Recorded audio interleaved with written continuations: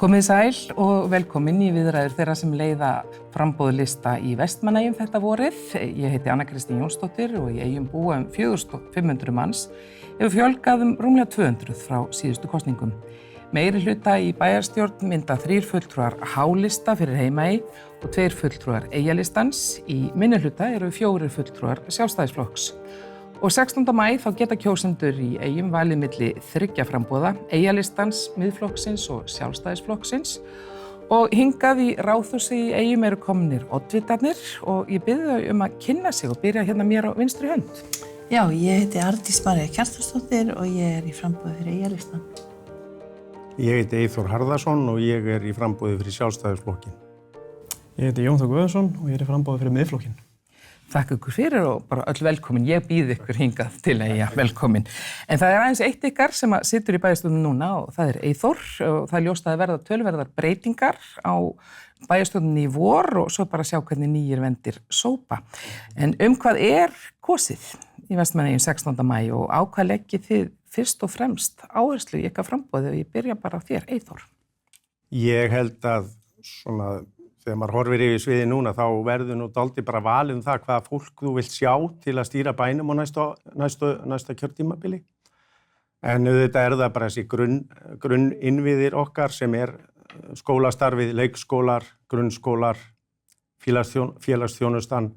Þetta allt stórir og miklir þættir í okkar rekstri og svo það hagsmunagæslan sem við höfum svo sem aldeilis fundið fyrir síðustu daga og auðvitað bara síðustu ár. Endalausa hagsmunagæsla að berjast fyrir samgöngum sem eru ásættanleg út á landsbyggðinni og vonandi náum við einhverjum árangri þar á næstu árum því að það þörf á því og svo erum við með stórt mál sem við höfum unnið með það lagningu á vatnslögn. Þetta eitt af stóru fjárhagslegu verkefnunum sem við glímum við að fá ríkið til að viðurkenna þá lögn sem almannavarnalögn. Og það vinna sem við erum í miðri á með. Þetta stærstu málin í mínum huga sem kemur fyrst upp. Arndís, þú ert þetta fyrir Eyjalistan þó þú sért ekki sjálf í bæjarstjórn og þið eru þar með talsmaður meiri hlutans og hans góðu verka, það ekki? Hvar liggja ykkar áherslur? Við erum náttúrulega bara fjölskyldum félagsríki fólk sem leggjum mikla áherslu á málefni fjölskylduna í forgrunni. En þetta þessu stóru máli eins og Eyþór segir, þetta bara það sem við þurfum öll að fara að huga virkilega og kannski bara meira en áður. Við erum bara búin að vera í hræðilegu málum í samgöngum núna og þannig að það skiptir okkur gríðarlega miklu máli bara fyrir búsetu hérna, fyrir fyrirtækin og fyrir fólki sem hérna býr. Þannig að auðvitað munum við beita okkur fyrir þessum hagsmunamálum eins og allir aðrir flokkar. En við viljum leggja kannski meiri áherslu á fjölskylduna og sinna þeim betur heldur en að verið hefur. Jón Þór, þið með flokknum, hvar eru ykkar brennandi mál? Helst náttúrulega bara að við viljum ábyrga uppbyggingu og bara mjög skýra framtíðarsýn í söllum. Við viljum bara ábyrg fjármál og stóru máli náttúrulega bara eins og allir nefna. Það eru samgöngunar, það eru vatnsleiðslan, það stórskipahöfnin og til þess að gera það þá þarf náttúrulega bara fjármálin að vera til staðar til þess að borga fyrir allar þessar framkvæmdir. En þetta náttúrulega fyrst og fremst náttúrulega bara fyrir okkur sem eru þá í bæjarstjórn. Slagurinn við ríkið, ef maður getur talið þetta sem slag, þetta náttúrulega bara við þurfum að berjast fyrir okkar málum sem Eyja.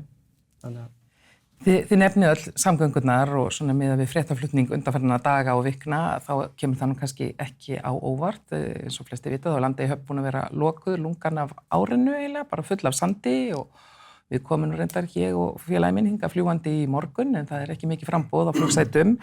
En eins og ég segi líka, þetta samt svolítið, hvað getur sveitarstjórnin gert? Jón Þór, ég byrja þér. Hvað getur hún gert í þessum mál? Fyrst og fremst bara þrýstingur og það líka það sem við teljum þá að skipta miklu máli eins og fyrir Miðflokkinn og það náttúrulega bara stóra ástæða fyrir því að við förum fyrir Miðflokkinn samböndin við flokkinn upp á landi, sérst bara einu á Alþingi. Við erum bara með mjög góða samböndi við alþingismenn. Kallgötu hefur talað mikið fyrir Vestmannaeyjum og það skiptir náttúrulega bara gríðarlegu máli af því að þetta eru fjármunir ríkisins sem við erum að berjast fyrir. Þannig að við þurfum bara þessa tengingu og við teljum bara fyrir bæði Herjólf, flug og annað, það bara skiptir öllu máli að hafa almennilegar samgöngur. Þið nú væntanlega öll kannski svolítið samhljóma í þessu, Eyþór? Já, ég meina málið bara að landið í Höfn var tekin í notkun 2010. Þá hélt maður að maður væri búinn að sigla sína síðustu ferjusiglingu til Þorlákshafnar og maður kæmi ekki þar oftar með Herjólfi og núna er liðin 16 ár.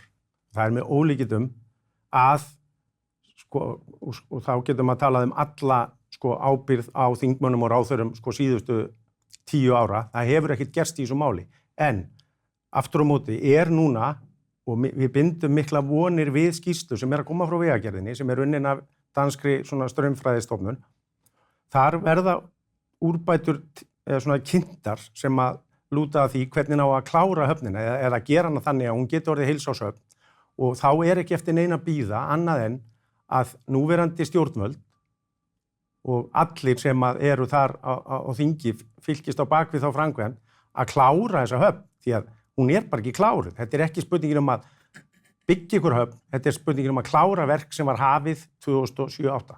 Þannig að það snýst þetta og þar þurfum við bara leggjast á sveif með okkar fólki, hvort sem sjálfstæðisflokkur, miðflokkur, samfylking eða hvað. Við þurfum á öllum að halda þar og þurfum samtal við alla, ekki bara einn flokk. Arndís, hvað segir EIA-listinn þetta stóra hagsmunamál fyrir bæjarbúa? Ég bara algjörlega sammála báðum hérna inni. Þetta bara gríðarlega mikilvægt og ég til okkur í góður stöðu því það vinstri flokkar við stjórn. Við hefum gott samtal við þau og það kom í ljós, náttúrulega Ása Berglind og Víðir hafa unnið þessu bak við tjöldin. Þannig að ég held að við getum bara þrýst betur á þetta fólk og ég held að við þurfum bara líka að minna þau á að það næstu 5.000 kjósendur. Eða ekki 5.000 skili, en yfir 18. Þetta fullt af kjósendum og fullt af fjármunni sem koma frá Vestmanni og við hefum bara rétt á sömu þjónustu allir í Reykjavík. Þannig að eins og með þið nefni þá snerist þetta svolítið það, menn bundu svo mikla vonir við þessa stuttu siglingu sem úr Landeyjahöfn, en flugið líka hluti af þessu, nú búið ákveða í 2 vikur að til 15. maí þá verði svona framlengt, það verður flugið og helsta flogið 2 á dag, það nóg í þessu ástand sem nú þetta flug bara ekkert að færi allra að kaupa sér. Þetta bara hátt í 80.000 ef eru 2 að ferðast saman. Þannig að þetta ekki að leysa neitt nema tímabundin vanda fyrir örfáa aðila eins og til dæmis ykkur. En auðvitað verið að reyna að plástra þetta tímabil eins og hægt og Baldur á leiðinni og það verið að reyna að gera eitthvað, en það óseint í rassinn gripið. Það þarf að gera þetta þegar gott veður og við þurfum að einblína á það að klára þetta áður en allt verður vitlaust hérna. Allt verður vitlaust hérna, Jón Þór, hvaða áhrif hefur það á svona sveitarfélagi þegar svona ástand og verður svona lengi? Bara þvílíkt tekjutap og við náttúrulega erum búin að sjá það, ég náttúrulega formaði fjármálastandingarna líka hérna í Eyjum og við bara tekjutapi sem að verða á stöðunum hérna bara hrikalegt og þetta skiptir fyrir mörg fyrirtæki eða nokkur allavega bara daga jafnvel vikur eða þeir þurfa að setja lás og slá bara út af lánatöku og annað. Þannig að, og sama með til dæmis útgerðina og annað, bara hráefnið, þeir landi ekki lengur hérna í Eyjum út af því að þeir komi ekki hráefnið frá Eyjum. Þannig að það þvílíkt tap fyrir sveitarfélagið líka og svo bara svo margt annað. Bara fólk kemst ekki ferða sinna hérna sem íbúar, þú getur ekki heimsótt eða farið til læknis eða farið í fermingarveislur hérna eða annað. Þetta hrikalegt. Já, sambandi við samgöngunni í heild sinni, þó við tölum Landeyjahöfn sem á náttúrulega að vera lykilleiðin og samgöngunnar við eyjar, þá þetta rétt sem Jón Þór segir, við finnum það bara í sjávarútveginum að það þarf allt í einu að fara að spila allt eftir þessum samgöngum sem eru ekki nægilegar, það bara fullt skipið, fiskur kemst ekki fram og tilbaka og menn þurfa að haga þá vindi eftir seglum í því hvar menn landa og svona, en flugið aftur á móti gríðarlega mikilvægur þáttur. Hér flugvöllur, hér allt til alls til þess að halda upp í flugsamgöngum, annað en bara að við vantar flugvélarnar og við höfum þó náð því með baráttu síðustu ára, flugið var lagt af, það var sagt bara, heyrðu, það komið Landeyjahöfn, það þarf ekki flug. Nú búið að sýna sig að Landeyjahöfn ekki að sinna því hlutverki sem hún átt að gera og baráttumál okkar sjálfstæðismanna fyrir þessar kosningar að við erum búin að ná því í gegn að ná 3 mánaða flugi, 4-5 ferðum á viku, sem bara á lítið. Við þurfum 6 mánuði og svona 10 ferðir lágmarki á viku. Þá erum við ekki að tala bara fólk sem að skreppa suður til að fara í bíó. Þetta eru læknisferðir, þetta heilbrigðisþjónustan, menn nota þó nokkuð af sjúkraflugum. Það margir sem fara í sjúkraflug sem gætu farið í nýtt sér áætlunarflug. Þarna eru samleiðar áhrif, en þarna alltaf bara reikna milli einhverja 2 ráðuneytanna sem að menn tala kannski ekki nóg saman innviða ráðuneyti og heilbrigðisráðuneyti, en þetta auðvitað sami vasinn, ríkið, en við þurfum flug til Vestmannaeyja því að því að auðvitað er náttúrulega 20 mínútna faramáti hérna inn í miðborg Reykjavíkur frá Vestmannaeyjum stórkostlegur ferðamáti eins og þið kynntust í morgun. En þetta eru auðvitað allt svona samskipti ykkar við ríkið meira minna, við beinum svona sjónunum aðeins svona inn í bæjarfélagið aftur, skipulagsmálin og hvar á að byggja er nú svona stórt mál í flestum sveitarfélögum og það á nú við hér líka, er það ekki, Jón Þór? Hvar á að byggja upp í Vestmannaeyjabæ? Áðurinn fyrir það og vil ég reynda að segja það, mér finnst ekki 6 mánuðir vera nægilegir. Ég menn hafa núna að gera samningu í Ísafjörð sem heilsársflug, af hverju er það ekki hér líka? Og ég held að þessu öll sammála það líka. En skipulagsmálin finnst mér bara vera vöntun, finnst það ganga allt á hægt, bara eins og fyrir fyrir mig sjálfan og minn aldur, er að margir í kringum mig hafa pælt í að koma til leiga, en það hefur bara ekki verið húsnæði eða bara til að byggja eða annað. Lóðaframboð er bara ekki nægilegt og það er náttúrulega að koma núna í Löngulá á að útluta, en með þær hugmyndir sem við höfum heyrt er að það hentar ekki í fjölskyldum með 2-3 börn, húsnæði sem má byggja þetta, en ég var svo sem eftir að sjá teikningarnar, þannig ég ætla ekki að fullyrða það. Okkur finnst vanta til dæmis bara eins og fyrir Vesturbæinn, það er búið að deiluskipuleggja stóru svæðar, þannig að eins sem á eftir að gera er bara að laga það til og henda þið út. Arndís? Já, ég verða viðurkenna að ég myndi vilja bara breyta skipulagsmálum hérna, breyta í hvernig við hugsum og hafa götunda tilbúna þegar fólk getur sótt ekki láta fólk bíða jafnvel ár eftir að það fara útluta til að geta að byrja að byggja. Það vantar lóðið fyrir ungt fólk, ég er sammála því, og það er rosa staðlaðar hugmyndir hvað má byggja þetta. Eins og Jón Þór segir, þetta er ekki fyrir fjölskyldur sem kannski vilja koma sér upp varanleg húsnæði. Þetta er kannski á lítið og óheppilegt. Auðvitað er hugmyndir að byggja meira í bæ, en það er fullt af lóðum sem að mætti bara rífa gömul og ónýtt hús og hérna byggja upp á nýtt. Nú hefur verið mjög mikil vöxtur upp á landi í sveitarfélögunum sem nú svona nágrannar ykkar á Suðurlandinu, þar sem hefur orðið mikil fjölgun. Hér hefur ekki orðin eitt gríðarleg fjölgun, þó bærinn hefði aðeins vaxið, 200 frá síðustu kosningum. Er húsnæðisskortur, stendur hann fyrir þrifum? Ég held að húsnæðisskortur sé ekki mikill þetta, af því það er verið að byggja mjög mikið. Það eru samgöngunar, það sem fælir fólk frá. Ég er alveg sannfærð það. Eyþór, hver er ykkar sýn í skipulagsmálum?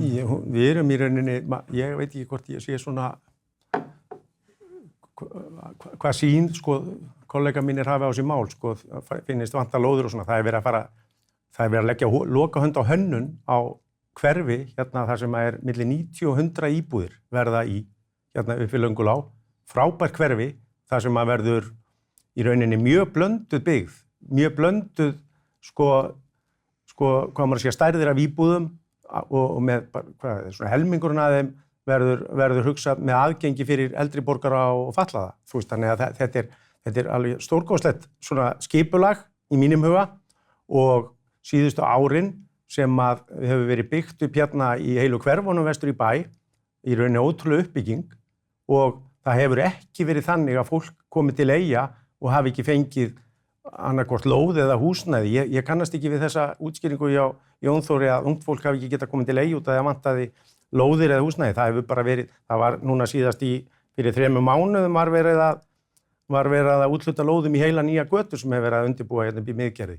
Þannig að málið er að uppbyggingin í Vestmannaeyjum er búin að vera ótrúleg síðustu 10-15 árin, ef ekki að segja svona frá 2010 og þar á undan var varla byggt nýtt hús, íbúðarhús.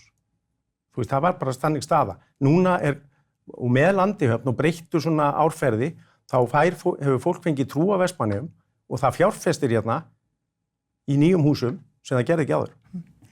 Það stendur fyrir dyrum íbúðakosning hérna uppbyggingu á því sem kallað er í þróunarsvæði M2 sem segir mér nú kannski ekki mjög mikið en staðkunningum meira.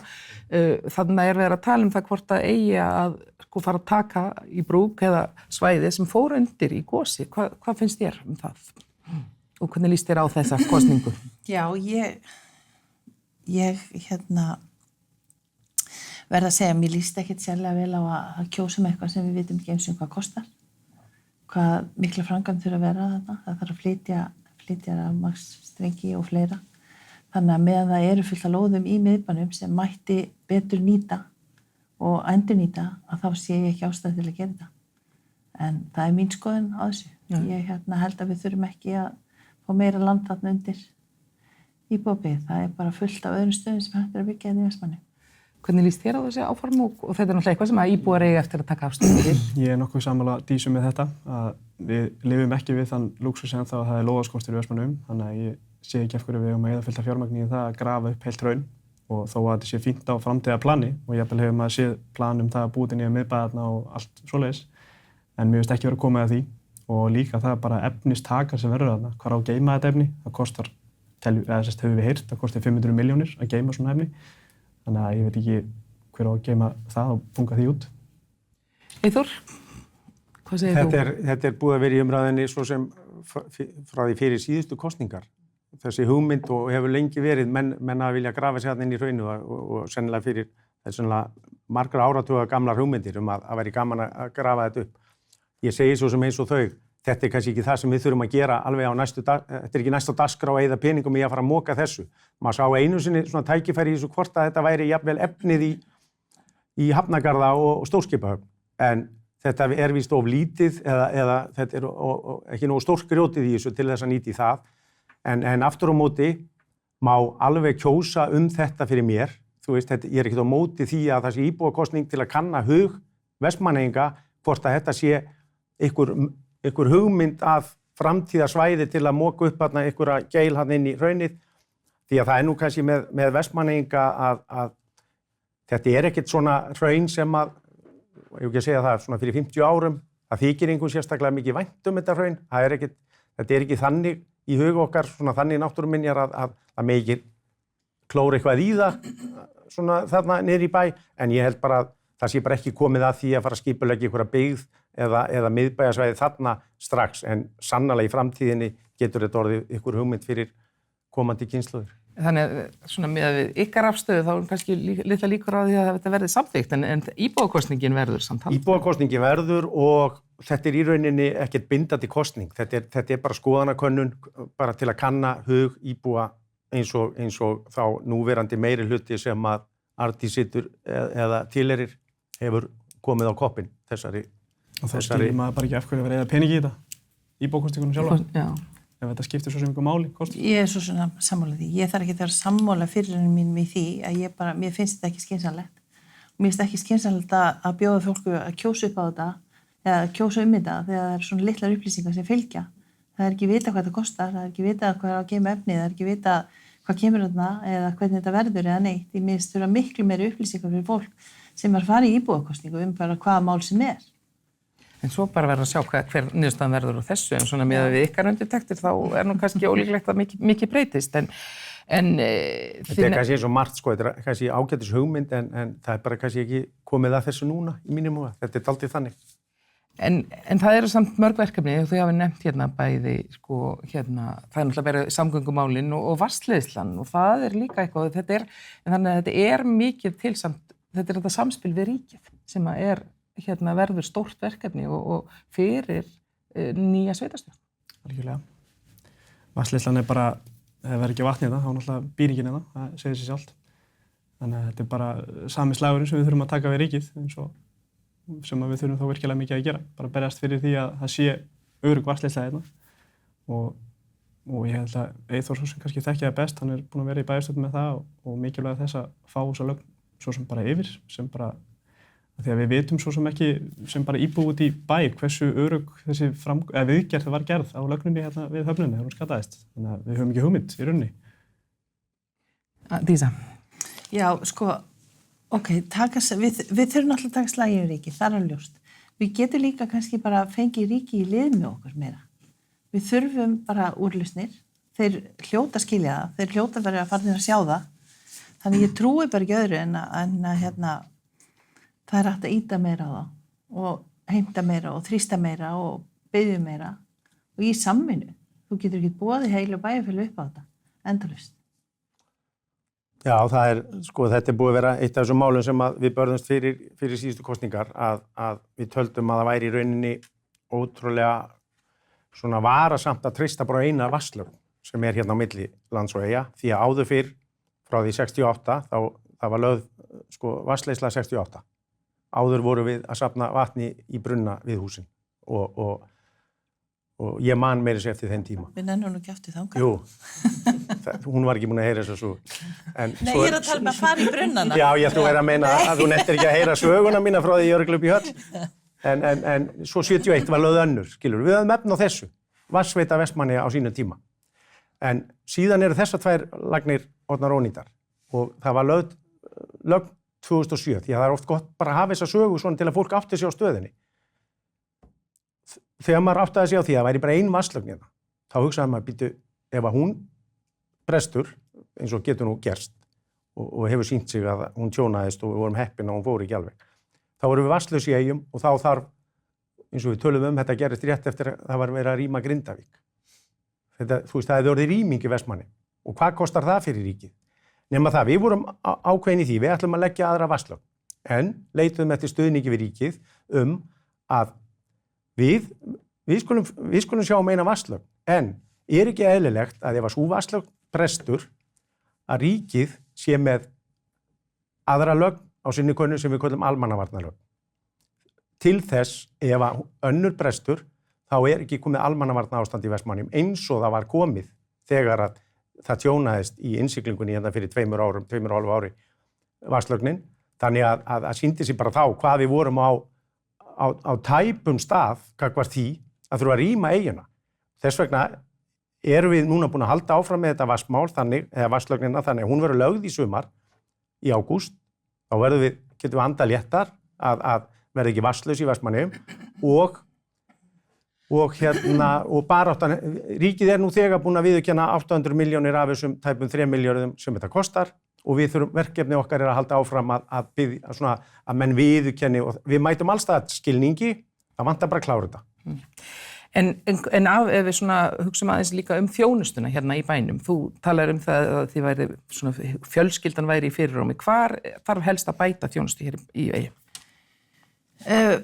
Hækka frístundastyrk. Það rosa mikil íþróttaiðkun í Vestmannum og okkur finnst það gríðarlega mikilvægt að gera það. Það þarf að auka stækka við skólana. Það að fjölga þetta. Þó fjölgi hægt, þá mun fjölga hraðar. Ég tala nú ekki með að verða einhvern tíðan göng, bara ef Guð lofar. Ég meina við þurfum framtíðarsýn í íþróttamálum fyrir börnin okkar. Það plássleysi allstaðar.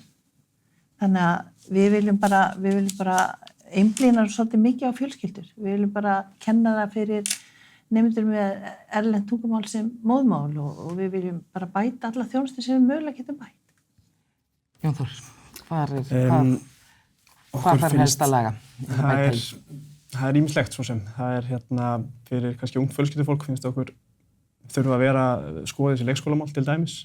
Við erum verið að vinna eftir þessu Kópavogsmódeli sem hefur verið 30 tíma gjaldfrjálsir leikskólar og okkur finnst það bara að valda stressi á foreldrum og bara fólk að reyna að losna við það að borga aukalega 50.000 kall á mánuði í það að fara með að lengja daginn hjá börnunum. Þannig finnst okkur betra með 36 tíma þar. Svo finnst okkur bara til dæmis með elliheimilið.